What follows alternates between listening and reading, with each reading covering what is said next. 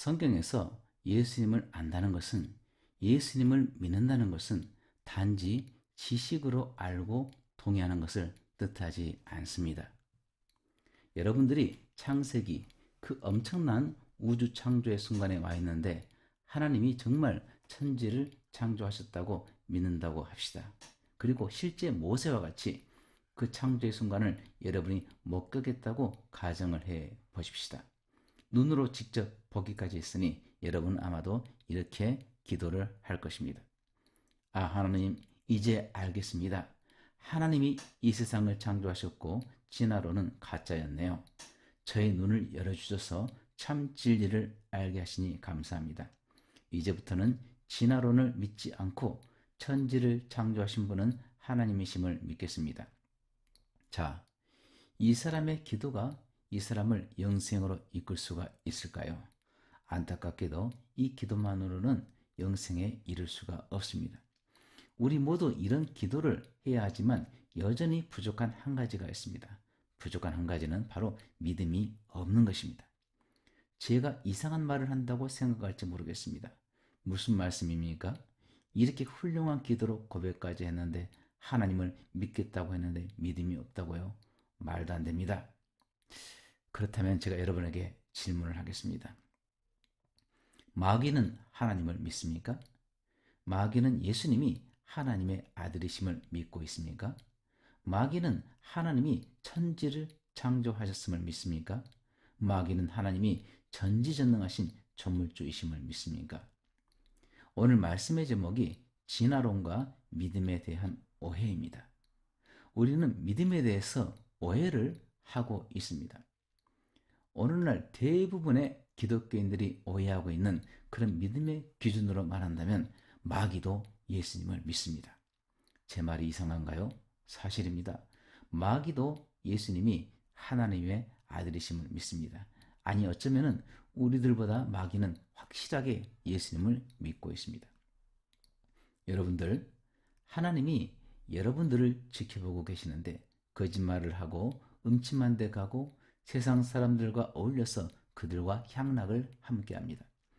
하나님 무서운 줄을 모릅니다. 믿는다고 하는 기독교인들이 하나님 무서운 줄을 모르고 죄를 짓습니다. 그런데 마귀는 어떻습니까? 마귀는 예수님을 믿을 뿐 아니라 예수님을 엄청 두려워하기까지 합니다. 마가복음 5장에 보면은 예수님이 거라사인의 귀신 들린 자에게 가시자 멀리서 예수님을 보고 달려옵니다. 그리고 예수님 앞에서 엎드립니다. 이렇게 고백합니다. 가장 높으신 하나님의 아들 예수님. 이 말 많이 들어본 소리입니다. 우리가 매주 예배를 드릴 때 이렇게 예배합니다. 우리는 하나님 앞에서 무릎을 꿇지 않지만은 귀신은 예수님 앞에 무릎을 꿇고 엎드렸습니다. 귀신은 예수님께 이렇게 간청을 합니다. 제발 우리를 지옥에 던지지 말아 주십시오. 귀신은 확실히 예수님이 하나님의 아들이심을 믿습니다. 마귀가 오히려 우리들보다 하나님이 창조주이심을 확실히 알고 마귀가 오히려 우리들보다 하나님을 더 무서워합니다. 마귀는 적어도 하나님 까불면 죽어 라고 신성모독을 한 어떤 목사보다는 더 하나님을 무서워합니다. 그런데 마귀가 하나님을 믿고 하나님을 무서워한다고 해서 구원을 받습니까? 그렇지는 않습니다.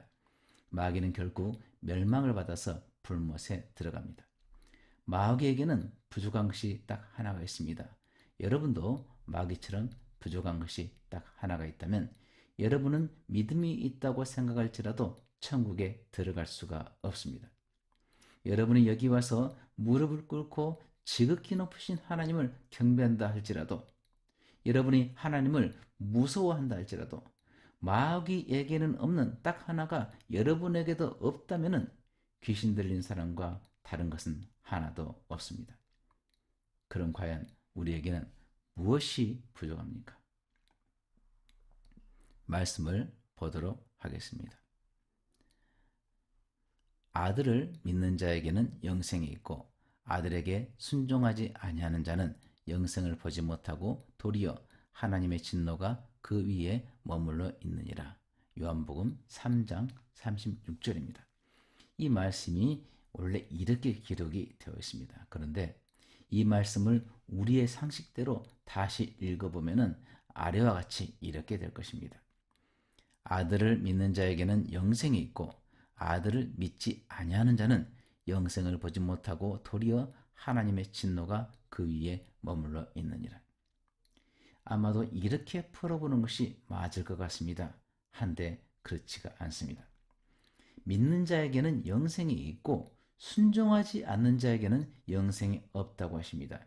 이 말씀에 의한다면 믿는다는 것은 다른 것이 아니고 아들에게 순종하는 것을 의미하고 있습니다. 다시 말해서 믿는다고 하지만은 아들에게 순종하지 않으면 영생이 없다는 뜻입니다. 주여 믿습니다. 예수님이 십자가에서 저를 대신해서 죽으신 것을 믿습니다. 이제 죄가 사해졌음을 믿습니다. 저를 구원해 주심을 믿습니다. 할렐루야. 이제부터는 주님을 위해 살아가며 주님의 영광을 위해서 자신을 드리겠습니다. 이렇게 기도하는 기도는 참으로 훌륭합니다. 그러나 여전히 부족한 한 가지가 있습니다. 여전히 부족해서 영생에 이룰 수 없는 단 한 가지는 바로 순종입니다. 이 순종함이 없기 때문에 믿는다는 사람이 교회에 충성을 다하고 신앙에 열심인 사람이 주일날 예배당에서는 신령해 보이지만은 월요일부터 토요일까지는 말씀 따라 살지 않고 하나님께 순종하지 않고 자기 마음대로 살아가는 것입니다. 이것은 가짜 믿음입니다. 이것은 멸망으로 가는 믿음입니다. 구약의 선진들은 믿음으로만 의롭다함을 받지 않고 믿고 순종하여 행함으로 의롭다함을 받았습니다. 하나님이 노아에게 방주를 지으라고 하셨을 때 노아는 단지 말로만 하나님을 믿습니다. 홍수를 내리실 것을 믿습니다라고 고백하고 100여 년 동안 방주를 짓지 않았다면 노아는 모든 육체와 함께 멸망을 당했을 것입니다. 노아가 의롭다함을 받고 홍수로부터 구원받은 것은 믿음의 고백과 함께 다른 일 다 제치고 날마다 망치와 톱을 들고 일을 한 것입니다. 남들은 술 마시고 놀고 있을 때, 남들은 돈 벌기에 혈안이 되어 있을 때 노아는 날마다 뚝딱 뚝딱 쓱싹 쓱싹 땀을 흘려가면서 거대한 방주를 100여 년에 걸쳐서 만들었기 때문에 구원을 받은 것입니다.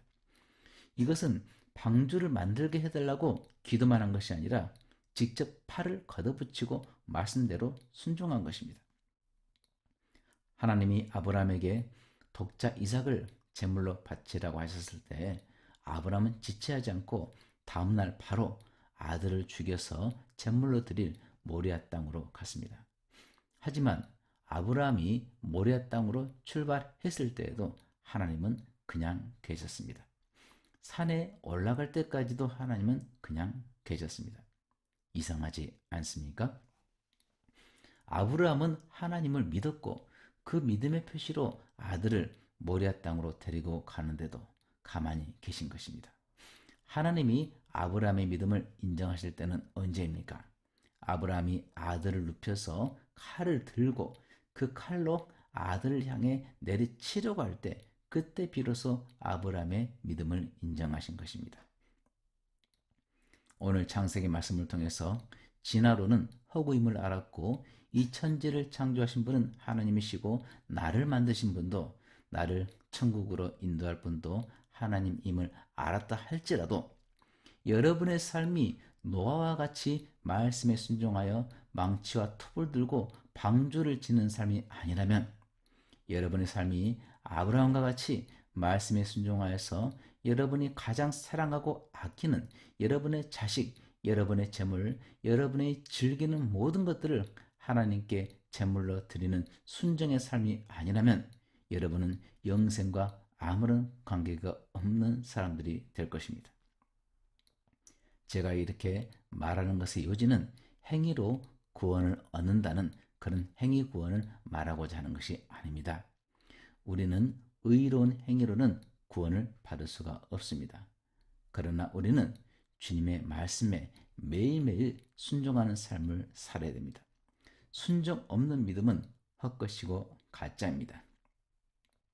전에 이곳에 계셨던 선교사께서 이런 말씀을 하셨습니다. 믿음을 인수분해하면 두 가지가 나오는데 그것은 바로 trust and obey, 즉 믿고 순종하는 것입니다. 오늘날 믿는 사람은 많다고 하는데 말씀에 순종하는 사람은 참으로 적습니다. 그래서 세상 사람들이 기독교를 개독교라고 멸시합니다. 믿는다는 사람들이 말씀대로 순종한다면 그 누가 개독교라고 멸시하겠습니까? 저는 하고 싶은 말을 다 했습니다. 누구에게 했나요? 바로 저와 지금 함께하는 여러분들에게 했습니다. 저도 문제이고 여러분도 문제입니다.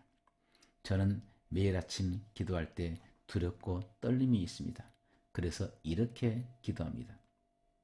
주님, 저는 연약한 사람입니다. 조금만 시험이 닥쳐도 바로 나락으로 떨어져 버리는 그런 사람입니다. 오늘도 저를 불쌍히 여기셔서 시험에 빠지지 않도록 주 말씀에 순종하도록 인도해 주십시오. 오늘 주신 말씀을 되새기면서 기도하는 시간을 갖겠습니다. 좁은 길, 좁은 문으로 들어가는 것이 쉽다고 생각하지 마십시오. 구원의 문은 참으로 좁습니다. 오늘 설교를 통해서 하나님은 저와 여러분들에게 강하게 경고하셨습니다.